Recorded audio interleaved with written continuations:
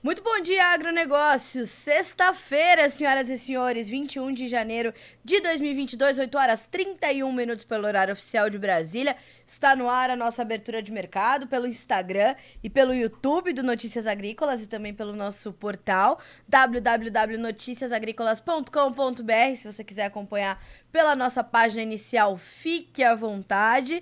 O Bom Dia Agronegócio tem o apoio da Cochupé, não se esqueça, a maior cooperativa de café do mundo. Então, depois que terminar o Bom Dia Agro, vai seguir @cooperativa Cochupé e vai ficar por dentro de tudo que acontece na cafeicultura brasileira e mundial, tá certo?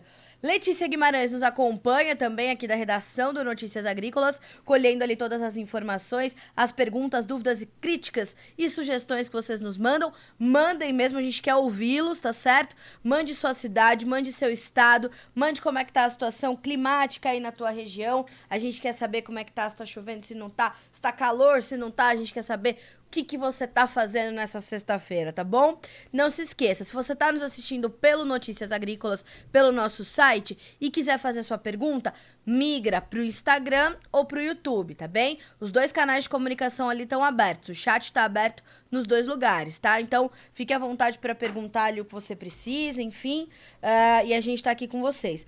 Bom dia, Carlinha, bom dia, pessoal do Agro, já nos diz a Bia, e eu já recebi um bom dia aqui também do Fábio, do Bruno de Maringá, no Paraná, não é isso? Eu acho que tem mais gente já falando conosco também. Letícia já me mandou o Fábio. Bom dia, ótimo dia a todos. Sertão do Rio Grande do Sul faltando chuva. O que podemos esperar do milho na B3 hoje? Vamos ver. Tá, Fábio? Vamos acompanhar. Já já às 9 horas o mercado reabre, mas ontem foi um dia novamente de alta para as cotações, né? Vocês viram que os preços do milho voltaram a subir. Hoje é um dia de realização de lucros e de baixas para quase todas as commodities agrícolas nas bolsas internacionais. E é assim que a gente começa. Aí, Fábio, já já a gente chega no mercado de milho também, tá certo? Bom, vamos começar ali com a nossa rodada de preços, como eu faço todos os dias aqui no início do Bom Dia Agronegócio. Tem uma coisa aqui, ó, me pinicando, viu? É por isso que eu tô aqui, ó, mexendo na camisa hoje. Bom, soja tem 14 dólares e 20 centes por bushel, uma baixa de 0,3% na Bolsa de Chicago. Esse é o contrato março, tá? O milho, 6 dólares e 9 centes, uma perda de 0,12% agora. O trigo cai 0,5% para valer 7 dólares e 84. Todos os grãos fecharam com altas fortes ontem. A gente vai já já comentar sobre isso, entender o que a gente pode esperar daqui por diante, tá? O café, 2 dólares e 39, mais 98 por libra peso, uma perda de 1,5% nessa manhã de sexta-feira na Bolsa de Nova York. O algodão, 1 dólar e 21 mais 88 por libra, perda de 0,8%. O açúcar, 18 centes mais 79, recuando 0,7% agora. O petróleo em queda, e isso que puxa as demais commodities. A baixa para o WTI é de 2% para 83 dólares e 83 centes por barril. E vamos dar uma olhadinha no Brent também, que é a referência para Petrobras, referência internacional para a OPEP e tudo mais. 1,7% de queda para 86 dólares e 92 centes por barril. Falando no petróleo, já aproveito para te dizer, essa semana foi bastante agitada para este mercado, tem um monte de variáveis sobre a mesa, além da questão da pandemia, do avanço da variante Ômicron, e a gente vai falar sobre petróleo já já às 9 horas, ao vivo, com o professor Flávio Inácio Inocêncio, especialista no mercado de petróleo e gás natural. O professor Flávio vai nos trazer, portanto, as tendências aí para o mercado de petróleo, 9 horas, ao vivo, pelo Notícias Agrícolas. Se você está no YouTube, você pode continuar por aí, ativar ali o nosso alerta e nos assistir também sobre com essa entrevista sobre o mercado de petróleo. Então, 9 horas ao vivo, horário de Brasília, tá? Gás natural em alta, 2% de ganho. O ouro perde 0,5%, a prata sobe 1,2% e o cobre 1,7%. Vamos dar uma olhadinha nos derivados de soja na Bolsa de Chicago? Abrindo aqui a tela da Bolsa de Chicago, nós vemos baixa de 1% para o farelo, alta de 0,6% para o óleo. Já já vou explicar essa situação também, tá? Ontem o óleo subiu 2%, o farelo acompanhou, puxou mais de 1%, a soja naturalmente fechou com mais de 30% 30 pontos de ganho, voltou ao patamar dos 14 dólares por bushel e parece estar bem confortável nesse patamar. A gente vai falar sobre isso já já, tá? Hoje eu vou começar com a questão climática, tá? Então fica aí que a gente vai finalizar esse primeiro mês de verão. Hoje faz um mês que o verão começou, então vamos ver o balanço da Climatempo para esse primeiro mês de verão 2021-22, né? E entender também o que a gente pode esperar para os próximos dias e vamos também trazer a previsão do tempo para essa sexta-feira, tá? A gente vai só terminar de olhar aqui os principais mercados e vamos falar de clima. E alguém me perguntou aqui, foi a Bruna, né? Me perguntou sobre os preços da soja no Porto de Paranaguá. Vamos falar sobre isso também, tá, Bruna? É um instante só, a gente já chega ali no mercado da soja. Bom, como eu falei, mercados asiáticos agora. Vamos dar uma olhadinha no levantamento da Agriinvest. Bolsa de Dalian, na China. Farelo em alta, óleo em alta forte, milho subindo, suíno vivo em queda. Não se esqueça, enquanto continua essa baixa do suíno na China, há uma pressão sobre a demanda por soja, tá? Isso precisa ser considerado. Nós temos também o dólar index, vamos dar uma olhadinha. Importantíssimo a gente olhar. Dólar index hoje com uma pequena baixa de 0,06%, tá? Então, bem próximo da estabilidade, mas em campo negativo. Estamos acompanhando. Deixa eu dar uma olhadinha aqui. Também no óleo de palma lá na Bolsa da Malásia, 2,4% de alta. Perceba que os óleos vegetais todos estão, para cima. É o que eu falei, já já a gente vai comentar sobre isso e eu vou te explicar exatamente como é que as coisas estão funcionando, tá? Minério de ferro, 2,5% de alta.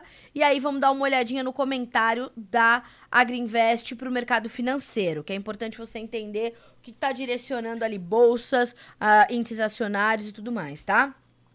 Bolsas em queda na Ásia e na Europa. A Casa Branca, atenção, autorizou países bálticos a enviarem armas para a Ucrânia, porque tá aquela situação ali, a Rússia vai invadir a Ucrânia? Não vai. Vladimir Putin falou que vamos invadir, né? E aí, os Estados Unidos, né, como bons e antigos adversários, inimigos, usem a palavra que quiser, dos russos, né, estão ali na contenção da Ucrânia, né? A decisão permitirá que Estônia, Letônia, Lituânia mandem mísseis e sistemas de defesa aérea para a Ucrânia. Tudo o que o Putin queria para justificar uma invasão. Então, assim, o tiro pode sair pela culatra, né? Joe Biden acredita que a Rússia vai invadir a Ucrânia. A França defende o diálogo individual ao invés da concentração nos Estados Unidos como um porta-voz. É uma coisa que eu, particularmente, também acho que seria importante a gente preservar. Mas isso não cabe a mim decidir, não é? Eu estava na ONU. Viagens aéreas na China em novembro registraram uma queda de 45% no comparativo mensal e 52% no comparativo anual. É o menor número de passageiros em 18 meses, tá? O que tá acontecendo lá na China? É o fica em casa, né? Por que isso está acontecendo? O número de casos está aumentando muito, o governo chinês já está com uma política de tolerância zero para conter a Covid. Então, o número de casos está aumentando, as pessoas estão ficando em casa, vão se deslocar menos no feriado do Ano Novo Lunar, que é o principal feriado chinês. Isso vai impactar a economia do país, mas é assim que o governo Xi Jinping está tratando disso. Pequim já falou dessa política de tolerância zero. É uma pessoa, 10 ou 100, fecha. Fecha bairro, fecha porto, fecha escola, fecha, né? Então, estamos aí de olho nisso. Olha só, é a economia do stay at home mudando os hábitos dos chineses. Então, alternativa importante olhar para essa questão toda. Além de tudo, tem jogos de inverno, Olimpíadas de Inverno em Pequim, mês que vem começando. E aí o Xi Jinping falou, temos que estar bonito na fita. Estarão? Não sabemos ainda, mas estão nessa sensação. Precisa melhorar a qualidade do ar, precisa ter essa questão aí de uma redução nos números de casos de Covid, enfim, esse imbróglio todo que a pandemia impôs e continua impondo, porque a pandemia continua, não é? Ótimo. Vamos falar do mercado de óleos vegetais já já. Aqui a gente tem também alguns comentários da Agriinvest que eu vou dividir com vocês, mas primeiro, passando aí nessa rodada geral, vimos as commodities nas bolsas americanas, vimos o andamento do mercado financeiro, essa preocupação, né? Eu acho que um dos principais problemas, talvez o principal problema, o centro das discussões geopolíticas nesse momento, estejam sobre essas tensões entre Rússia e Ucrânia. Então fica aí que a gente vai falar sobre o mercado de trigo já, porque esse conflito Rússia e Ucrânia trata da Rússia, maior exportador global de trigo, e a Ucrânia que está entre os 6 maiores. Então a gente já vai falar sobre o trigo também, tá? Como é que isso impacta para o mercado brasileiro de trigo? Também. Então fica aí, tá? Bom, vamos falar de tempo, né? Vamos falar de clima. Brasil completa o primeiro mês de verão com muito calor, nos faz esse balanço a Climatempo. Olha só o que diz o Instituto de Meteorologia. O primeiro mês do verão termina com condições típicas da estação. Muitas horas com sol forte, calorão e pancadas de chuva com raios à tarde e à noite em quase todo o país. Com a atmosfera muito quente, algumas nuvens podem crescer muito e provocar temporais. Aqui no estado de São Paulo, isso tem acontecido muito, fora todo o estrago que a gente já viu acontecer na região Nordeste, no Sudeste, ali Minas Gerais sofrendo agressivamente, Tocantins, Piauí, Bahia nem se fala. Então, essa é a condição. E o Laninha interferindo diretamente, levando esse corte de chuvas, né? E essa seca agressiva, temperaturas acima dos 40 graus, como está previsto para esse final de semana também para o sul do Brasil, tá? Olha só. A Climatempo alerta para temporais nessa sexta-feira nos estados do Amazonas e do Acre, em Rondônia, no oeste do Pará e no litoral do Amapá. Alertas também de temporal para essa sexta em todo o oeste do estado de Mato Grosso e oeste do Mato Grosso do Sul. Coisa boa, pelo amor de Deus, tem que chover no Mato Grosso do Sul. Sul de Minas Gerais terá temporal, Médio Paraíba no Rio de Janeiro vai ter temporal, Serra da Mantiqueira vai ter temporal, tá? Segundo a Climatempo. O final de semana, senhoras e senhores, vai ser quente pra caracas, tá? Pra não falar um palavrão. No fim de semana, o tempo não vai mudar muito no Brasil. Praticamente todo o país terá sol, calor e mais pancadas de chuva com raios à tarde e à noite, que podem ser fortes em vários estados. Uma frente fria vai passar pela costa gaúcha, mas segue rapidamente para alto mar, sem força, para levar um pouquinho de ar frio para o Rio Grande do Sul e refrescar, então, o estado aí para os gaúchos, tá? Continua esse calorão, portanto, nos Estados Unidos, não, nos estados do sul do Brasil. Ontem, o Rio Grande do Sul completou 9 dias consecutivos com temperaturas iguais ou acima dos 40 graus Celsius, segundo a Climatempo, tá? A forte onda de calor que se instalou sobre a região central da América do Sul vem ainda causando o bloqueio das frentes frias e mantendo as temperaturas muito acima do normal no estado do Rio Grande do Sul, tá? A região de Uruguaiana, na tríplice fronteira ali com Argentina e Uruguai, no sudoeste gaúcho, vem sendo o centro da fornalha gaúcha e do Brasil também. É a área mais quente do país agora, né? Liderando quase todos os dias as listas de maiores temperaturas no país, tá? Para essa sexta-feira, então, previsão de calorão, né? E pancadas de chuva, como eu falei, em todo o país, tá certo? Sexta-feira muito quente no Brasil, com várias horas de sol forte, aumento da nebulosidade e as pancadas de chuva com raios à tarde e à noite. Há risco de chuva forte em vários estados, dia com muito sol e sem previsão de chuva no nordeste do Rio Grande do Sul, incluindo a capital Porto Alegre, no litoral norte, região dos lagos no Rio Grande do Sul, no agreste de Pernambuco e da Paraíba e também no interior do Alagoas, tá? Pode chover a qualquer hora do dia no Amapá, no sul do Amazonas, no Acre, Rondônia e no oeste de Mato Grosso, tá? Por que eu tô trazendo essas informações, senhoras e senhores? Porque a gente tá falando muito sobre a questão climática impactando a safra da América do Sul. E isso ainda vai continuar no radar dos traders por muito tempo, porque a gente vai precisar entender como é que isso continua promovendo perdas no campo e como é que isso vai bater no mercado, né?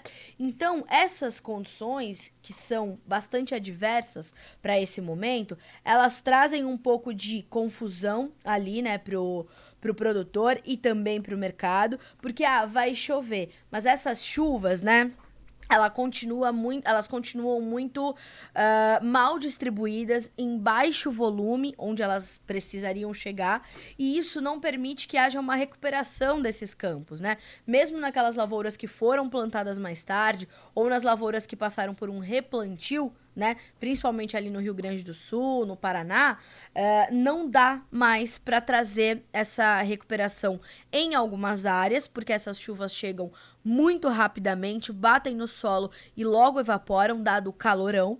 E do mesmo modo que a gente observa essa condição do mercado tentar entender para onde vão as coisas e se essas chuvas efetivamente causam uma recuperação das lavouras de soja aqui no Brasil e no restante da América do Sul.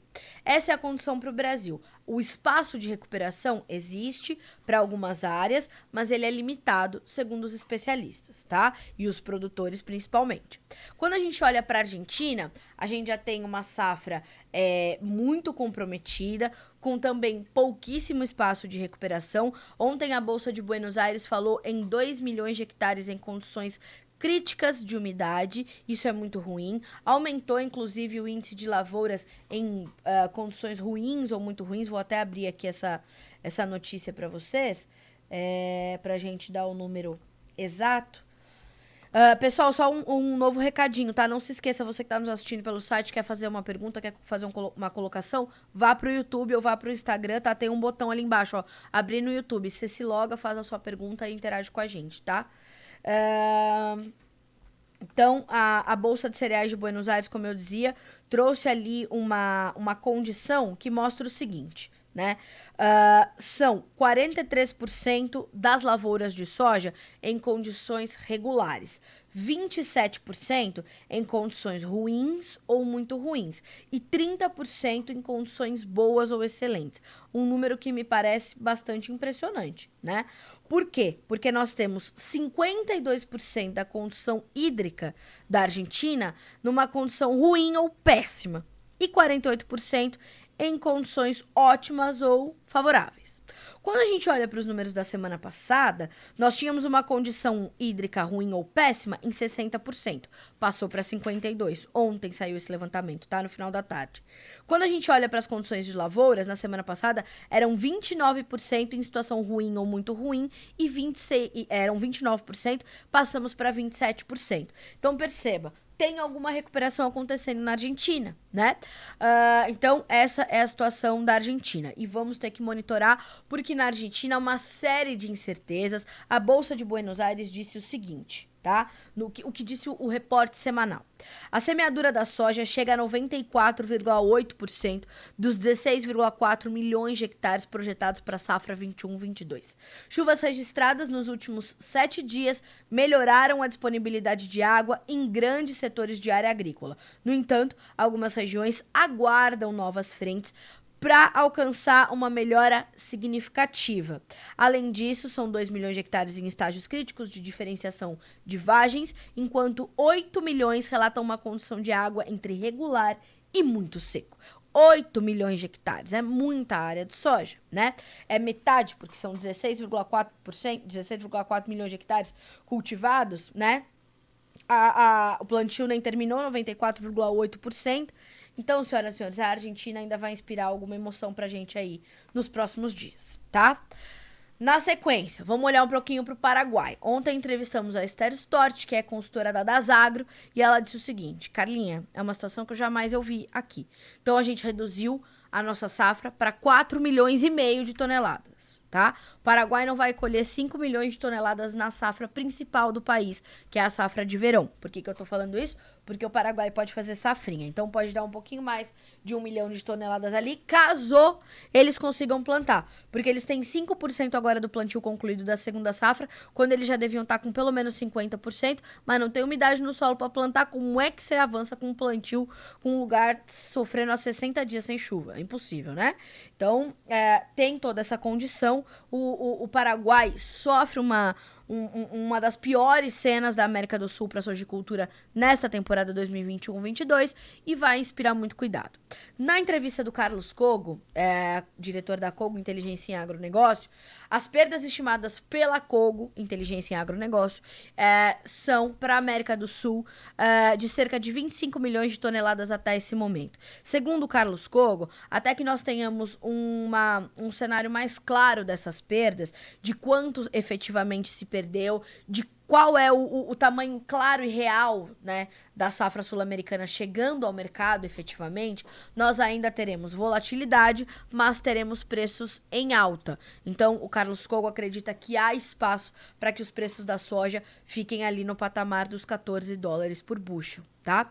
Então, hoje a gente vê um movimento de correção, de realização de lucros, naturalmente. Ontem fechou com mais de 30 pontos de alta, agora cai um pouquinho mais de 4 pontos nos principais contratos. O março tem 14 dólares e 20, o maio 14 dólares e 30, o julho 14 dólares e 34, o agosto 14 dólares e 8. Tá? Então, este é o mercado da soja. Paralelamente, o que nós temos? Nós temos ainda, além dessa questão toda da oferta da América do Sul, uma preocupação com a oferta dos derivados, tanto farelo quanto óleo. Quem liderou as altas ontem entre os derivados foi o óleo, que fechou com mais de 2% de alta e hoje dá continuidade aos seus ganhos. Por quê? Porque não há só dificuldade de óleos, de óleo vegetal, de soja. A gente está falando de uma dificuldade de óleo de palma, por exemplo, muito forte. Óleo de canola, muito forte, né? Há uma escassez de oferta e há uma demanda forte. Olha só o que nos diz a Agriinvest. Aqui, ó. A Índia está buscando alternativas ao óleo de palma, porque está caro e tem pouco.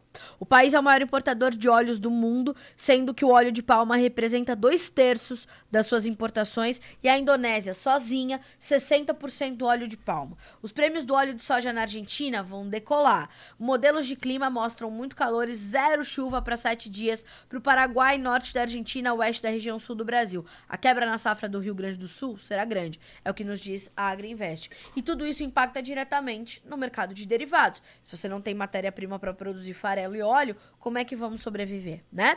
Temo que ter um preço mais alto, os prêmios vão apresentar essa variação positiva e tudo mais. Então, o mercado de óleos está de novo em voga. Isso vai trazer foco também para o mercado de farelo, porque você vai aumentar o esmagamento para atender a demanda por óleo. Você vai pressionar o preço do farelo com mais oferta ou não vai dar para aumentar o processamento de soja, para aumentar o volume de ambas as coisas e você vai ter farelo e óleo em alta. Então, tudo isso vai precisar ser monitorado. Soma-se a todo esse cenário dos óleos vegetais, a tendência de alta que se desenha para o mercado do petróleo, que é o que eu falei, já é destaque aqui no Notícias Agrícolas. Por quê? Porque o petróleo vai continuar subindo, puxa os preços dos combustíveis, das energias todas, e os óleos vão na carona.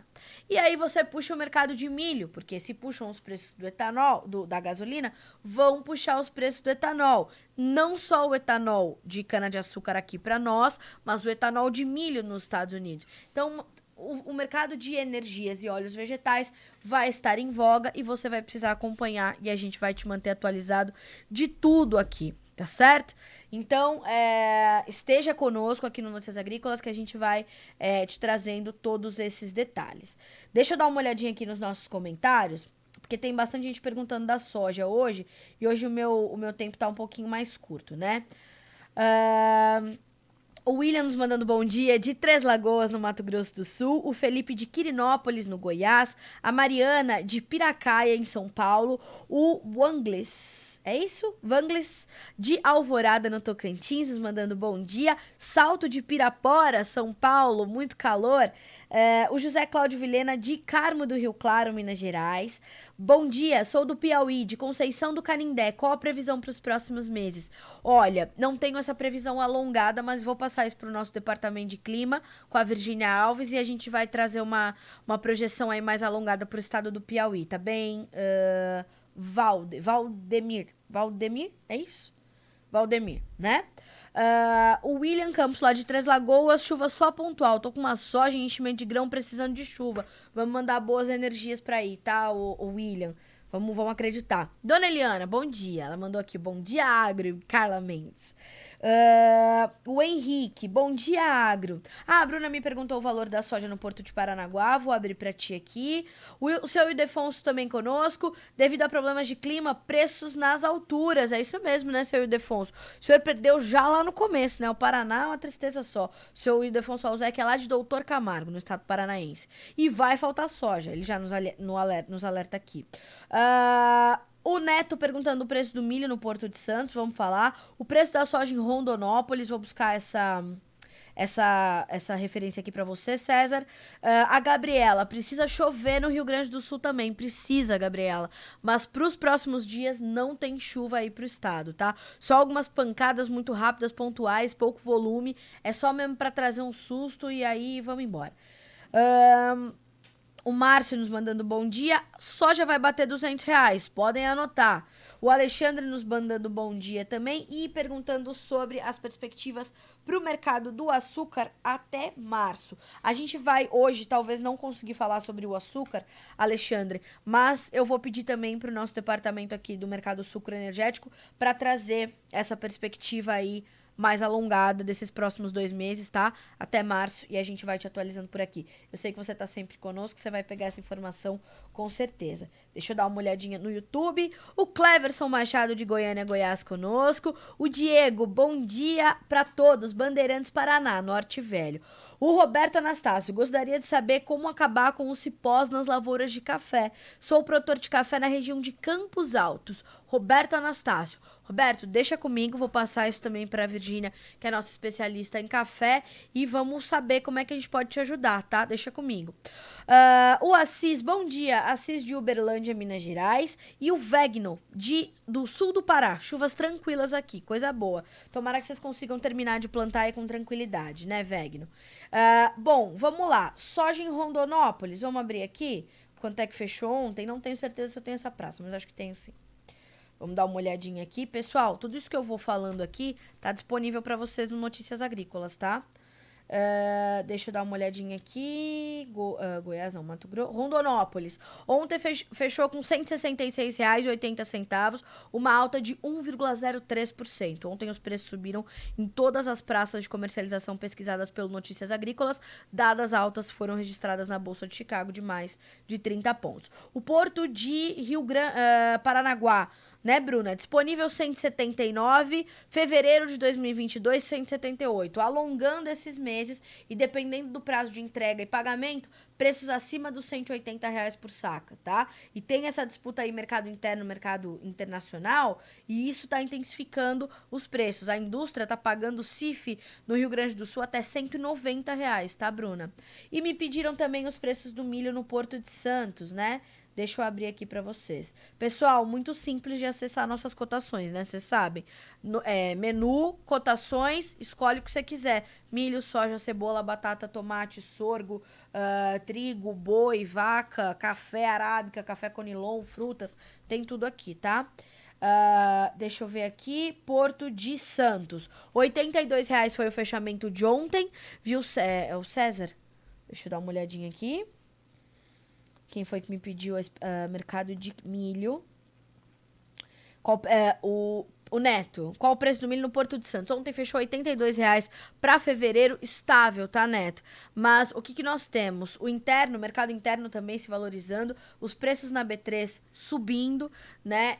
E a gente tá numa toada bem parecida com a soja, a gente tá com o milho. Os preços estão beliscando os R$ 100 na B3 de novo. Segundo o Vlamir Brandalize, já deviam estar na casa dos R$ 101 os preços do milho, mas o mercado vai aí se ajustando, vai especulando, tá olhando muito para as perdas da safra de verão, tá especulando sobre a safrinha e os vendedores estão muito contidos. Tudo isso se alinha e mantém os preços em alta para o milho, tanto no mercado interno quanto na exportação, mas o mercado interno tá pagando bem, tá?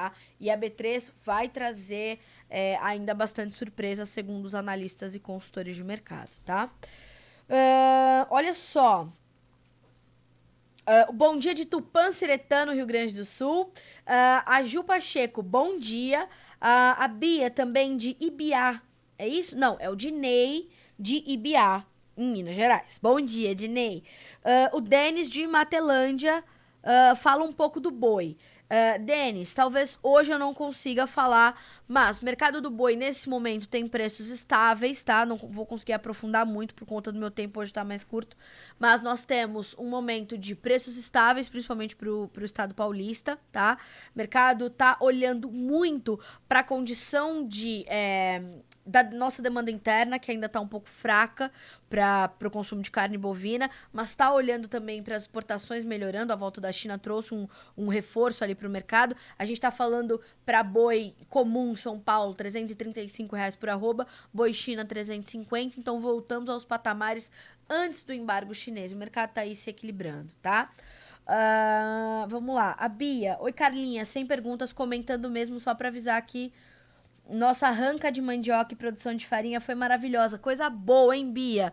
Boas notícias. É o agro que continua trabalhando apesar de todos os obstáculos. Fico feliz com essa notícia. Você vinha acompanhando os preços da mandioca aqui com a gente, né, Bia? Fico feliz. Tenho certeza que vai ser um ano muito bom pra vocês, tá?